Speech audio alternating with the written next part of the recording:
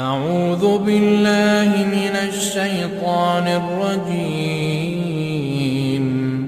الله لا إله إلا هو الحي القيوم